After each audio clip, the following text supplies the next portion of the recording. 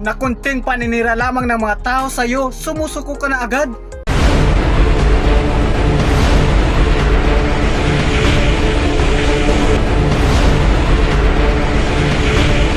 Ang gusto kong sabihin dito ay, kailangan magkaroon ka ng pagpupumilit na makuha yung kagustuhan mo o yung gawain ipinapagawa sa iyo ng Diyos o yung pangarap na gusto mong mangyari. Hindi ka dapat basta-basta sumusuko.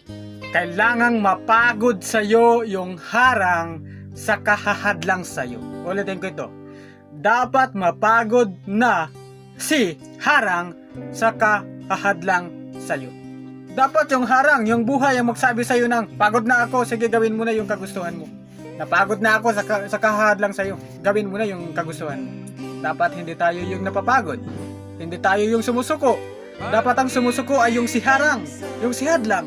Yung mga taong nagagalit sa atin, yung mga problemang pinagdadaanan natin, yun dapat ang sumuko, hindi tayo. Wala tayong sapat na dahilan para sumuko. Maraming mga tao, mga kaibigan, ang hindi nagtatagumpay. Bakit? Konting harang lang, sumusuko na . Konting hadlang lang, sumusuko na. Konting paninira lang sa kanila ng mga tao, sumusuko na sila. Konting pagsubok lamang yung pinagdadaanan nila, sumusuko na. Malabo para sa kanila ang tagumpay.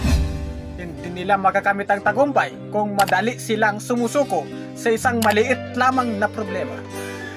Pag sinabihan ka ng hadlang na hindi pwede, sabihin mo sa kanya na maghihintay ako.